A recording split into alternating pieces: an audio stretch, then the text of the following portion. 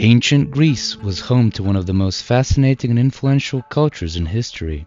The region's numerous city-states created lasting legacies that continue to influence the modern world to this day. Polismos is a city builder game where you can pick any city-state from an actual map of ancient Greece and reenact its rise. Every city location is unique and based on the real-world geography of the area. In this playthrough video, I'm going to play as Athens, arguably the most famous Greek city-state, known for both its Acropolis, which was the city's religious center, and its Agora, which was the commercial and political nucleus. Our first move is to place the Prytaneion, a building that acted as the seat of government, often housing the political leadership. Each city-state had one, and the building itself possessed a central hearth where a fire was continuously kept alight. This fire was dedicated to Hestia, goddess of the hearth, and was meant to symbolize the unity and vitality of the community. The second building to place is the market, which will distribute goods to households and buildings that require them. I want this to eventually become the center of a bustling agora, so I'm going to save the spaces on its side for other commercial buildings, such as the distinctive covered walkways called stoas. These structures used to encase many agoras in ancient Greece, and I think they are a must if we want ours to look anything like the real thing. Now it's time to start building some residential housing. Unlike the Prytaneion and the market, townhouses are private buildings which can't be paid for with public funds. They are instead fully covered by the incoming family, who also make a small extra contribution towards private funds. I'm going to initially put down 2 of these to get our polis going. All buildings need to connect to the Prytaneion for them to get built, and a simple road connection will do here. The next building will be the logging camp, which is also a private building, but the families do not pay the upfront cost like for townhouses. The funds need to instead come out of the private funds pool. Wood is used in construction and we will need it to keep expanding. Next, I want to build a fishery, as our citizens will need a food source. We can transfer some public funds to the private pool to build this. With the fishery up and running, we can finally set fish as a consumption good in the slot at the top. As we expand and build more buildings, more consumption goods slots will progressively appear. This is to represent a more complex and sophisticated society that requires a variety of goods to be happy. Not assigning goods or experiencing shortages causes unhappiness among the population. We've actually reached the size at this point where we need to designate a second consumption good, and the obvious choice is grain, as the land surrounding Athens is abundant with this resource. We need to place grain fields to start cultivating it, and it might take some time for our grain reserve to start filling up, as the fields only produce grain between June and August. Therefore, I think it's a good idea to have multiple fields placed down. We can always trade away any surplus. Unfortunately, this means that we're now on our 3rd consumption good pick, and this time I will choose grapes, as this is also something we can grow ourselves by placing down grape fields. Keeping up with consumption goods is one of the major challenges in Polismos, and we'll need to always plan ahead. Since we have good clay deposits nearby, I'm going to build a pit that will enable us to extract it. Clay on its own is not a valid consumption resource, but can be used to make pottery. Historically, Athens became the Greek world's leading pottery production center around 600 BC, with its distinctive black figure vases eventually being exported all over the Mediterranean world. As all of these production buildings require labor from our citizens, we need to ensure that we have enough manpower to actually benefit from them, which means we need additional townhouses. In the meantime, we can take a look at our technological innovations. I will set a focus on the trade branch, as this will allow us to expand our agora and improve our trade capabilities. Our citizens have issued their first demand to remove the tariffs policy that is always enacted by default. Although this will hurt our tax collection, resulting in less public funds, I want to keep the population happy, so I will oblige. I am also noticing that we are struggling with maintaining the supply of fish, so that calls for an additional fishery. It's also time to start producing pottery, which we can do through the pottery kiln building. So far our town has been lucky, as I haven't really noticed illness or poor health, but it's quickly become a source of discontent among the population. Fortunately, we can use the clinic building to heal our citizens and improve their happiness. This might take some time though, and I'm worried that our legitimacy will really tank, so I'm going to hold a festival to temporarily offset the dissatisfaction. With the pottery kiln built, we can select pottery as the next consumption good. Another demand from our citizens, this time to expand trade infrastructure. This is indeed a very timely request, as we're starting to accumulate surpluses in certain goods, and it would be good if we could sell some of these to our neighbors. Therefore, I'm going to build our first port near the fisheries that we placed earlier. The ancient city of Athens was not really on the coast and firstly relied on Phalerum as its port, but this changed with the establishment of Piraeus, which was superior due to its deep water harbors, significantly boosting the city's capacity to import and export. The Athenians placed so much importance on it that they even built an approximately 6-kilometer long walled connection to it. The port is still in operation to this day, and although it declined in importance during the late antiquity and Middle Ages, it once again became Greece's chief port from the 19th century to the modern day. I would have loved to see this port built on the equivalent of the real-world location, but the bay is too narrow for the minor port building to be placed, and it's also much further away from our town, which will unnecessarily delay shipments. I'm going to start making use of it straight away, setting up grain exports to the nearby city of Aegina. Since we'll be engaging in an increasing amount of large public buildings construction, it's probably going to be a good idea to set up a stone quarry in the mountainous area to the east. It appears that the neighboring city of Corinth is demanding tribute and is threatening us with military force if we do not comply. I will take the risk on this occasion, as even if we are defeated, the worst that can happen is that we will become tributaries, requiring us to pay an annual tax out of our public funds. Also, even if we paid Corinth now, it's highly likely that someone else will make the same move in the near future. Our army is fairly puny and ill-equipped, as we do not have any bronze armor goods, so it will very much be a David versus Goliath situation. 4 months have really flown by, and the day of the Corinthian attack has come. Since I know where the invading forces are coming from, I wanted to position my forces on this hill at the western edge of the map to block their path towards the city, but we're not going to be able to march the troops out on time. So instead I'm going to make a last stand on the hill of the Acropolis.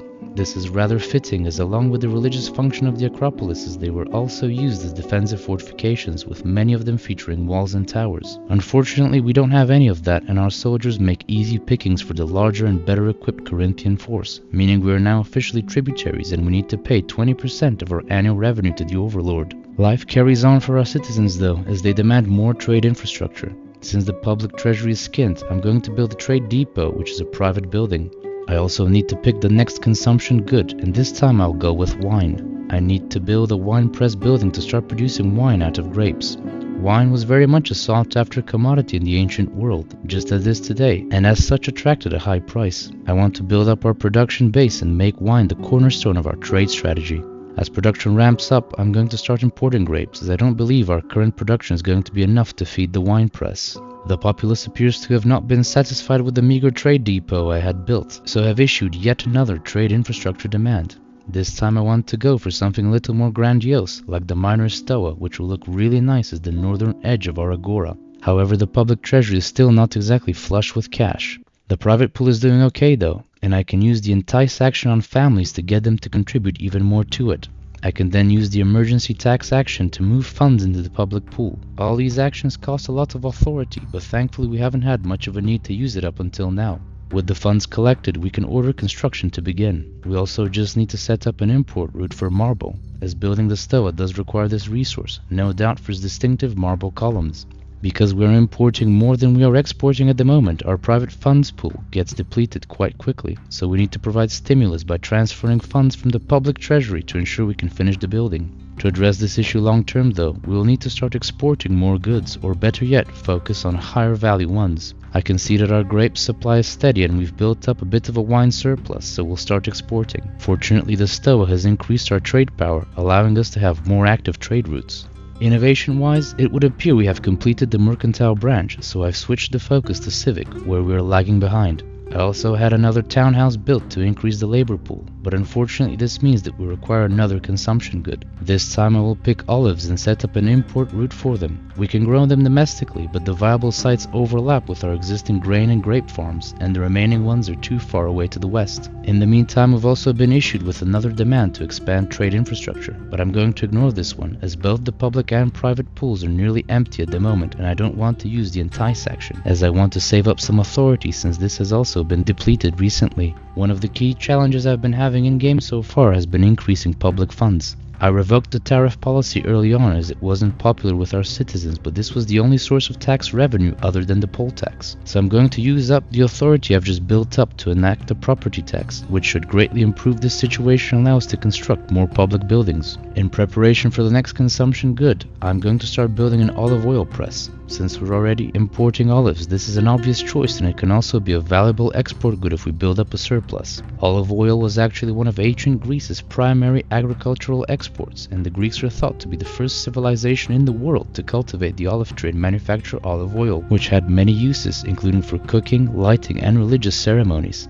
It was very important for the city of Athens in particular, as the Greeks believed the olive tree was a gift from the goddess Athena, who is the city's patron. Since our city has grown a fair amount, I'll also build an additional wine press to cover both domestic demand and increasing exports. I still feel a bit of shame about how poorly our soldiers performed against the Corinthians, so to regain some of our Athenian pride, I'm going to attack a neighbor in an attempt to make them tributary to us. The town of Koroneia is the closest one with a lower military strength than ours, so that will be our target. 4 months later, and I can proudly announce that Koroneia is officially under our control. As part of the tributary arrangement, we get 45 public money per year, but we also need to make sure that our control over them is kept high, which can be done by maintaining a larger army than them. The new property tax is doing such a great job at levying public funds for us that our citizens are already sick of it. I'll have to take the happiness hit though, as the additional tax revenue is a must if we're to truly build Athens into one of Greece's most powerful city-states. In fact, I'm going to make use of these funds now to build a grand port, which will significantly boost our trading range, opening up new potential trade opportunities with more distant cities. So far, we've built up Athens to have a sizable population, along with a strong economy to support it, but we haven't really had much of a chance to build up the large public areas that truly characterized this ancient city. I'm first going to focus on the Agora, which for now is made up of just the marketplace in the middle with a single stoa lining up the northern side. The first addition is going to be a minor temple. Although the main religious sites in ancient Greek cities were typically reserved for the Acropolis, a number of temples and smaller shrines could also be found around the Agora. Next, I will place the Bouleuterion building, which was ancient Greece's equivalent to a modern-day parliament or senate. The Council of Citizens would gather in this building to discuss and decide on public matters. These representatives could be either elected or hereditary, depending on the city-state's constitution. Athens also had a Bouleuterion, and its remains can be seen to this day in the ancient Agora. We will of course replicate this by placing the building on the northern edge of our own Agora, next to the existing stoa. Just as the construction starts ramping up, our citizens are instead demanding a library be built. I obviously don't want to disappoint their hunger for knowledge, so I will cave into their demands, but I'll need to pause the construction of the Bouleuterion to focus on achieving this on time. I couldn't find evidence of a library existing in classical Athens, but there certainly was one during Roman rule. The library of Pantainos was located just to the south of Athens' ancient Agora, but I will instead place the library building to the north of the minor stoa, as I want to line up the southern side with a large stoa. We unfortunately just missed the deadline to get the library built, which will cause some upset, so we'll have to be very careful with maintaining a constant supply of consumption goods to avoid further discontent. If our legitimacy drops below 50, disgruntled citizens will rise up and overthrow us, which is game over. The people have spoken and they want to have a theater. Typically these were built on the sides of hills or cliffs, as the slopes would produce natural viewing areas. In Athens, the theater of Dionysus was located on the south side of the Acropolis hill, but we can't replicate this as the theater building in-game requires flat terrain. Gameplay-wise, we also need to make sure it is easily accessible for our citizens so they can benefit from the entertainment it generates. For these reasons, I will place this to the south of our Agora. Whilst we wait for this massive construction project to complete, I should probably mention what the benefits of these large public buildings are. Temples, shrines, and other religious buildings generate religion, which is a consumption good. Since we actually have a free slot, I will pick this in the hope that the minor temple will be able to cope with our people's needs. Theaters, gymnasiums, and stadiums provide entertainment, which, like religion, is a consumption good for citizens. Finally, we have administrative buildings, like the Bouleuterion, the library, and others, which all have different effects, with the common denominator being a happiness boost for households living nearby. I hadn't actually noticed this, but the theater requires sculptures, which sadly can't be imported. To obtain this construction good, I need to firstly build a sculpture, which I will place next to the theater. This building uses up marble and bronze, both of which we will have to import. Unfortunately, all these dependencies mean that we will fail this demand as well, but our legitimacy is somehow holding up surprisingly well. With the theater built, I will next build a small shrine in the northwestern corner of our Agora to ensure that the growing city's religious needs are met. We have by this point added both entertainment and religion as consumption goods, and our citizens' needs are satisfied, but they seem to want more entertainment options as they have just issued a demand for a gymnasium. This type of building could be found throughout ancient Greece and was originally used for athletic activities, but over time also came to be used as a place of study and philosophical discussion. I will build one of these on the eastern edge of our city, as the central area is already covered by the theater. With this demand fulfilled, I want to add a final touch to finish off the Agora. There is currently a very obvious gap that I reserved for a grand stoa, and we finally have enough public funds to build this. As we've further expanded, it's again time to think of the next consumption good. We only have cloth and meat left to pick from, and both of these are related goods. Sheep herders produce meat along with wool, which can be used by a weaver to craft cloth. I'll place a few sheep herders just outside the city and a few weavers close by. Unfortunately, I think Athens is too big to supply with these sheep herders alone, so I will set up some trade routes to supply us with the raw goods required. With the consumption goods sorted, I can turn my attention to public buildings again, and I think it's high time I finished the Bouleuterion, which I abandoned halfway as I got distracted by the fussy demands of my citizens. Fortunately, our economy is much stronger now, and the builders have powered through construction to erect this truly marvelous building. Before I move on to the next project, there's a lingering problem with our pottery production. I will take advantage of our city's recent expansion to the northwest to place down 2 additional pottery kilns, and I will move the 2 existing ones that we already have. This new pottery district is much closer to the clay pits, so I hope it will make production more efficient. Athens actually had its own potter's quarter called Kerameikos, from where we get the word ceramic in English. As our pottery supply catches up with demand, our citizens issue another request, this time to build a monument. This one is at least cheaper and quicker to build than some of the other ones we've had so far, so I'm happy to deliver and will place it at the western edge of the Agora, just behind the minor temple. I think it serves as an imposing entrance to the Grand Agora, welcoming merchants and visitors coming from the ports. Since we've been doing really well economically, it's time to finally turn our attention to the religious center of the city, the Acropolis.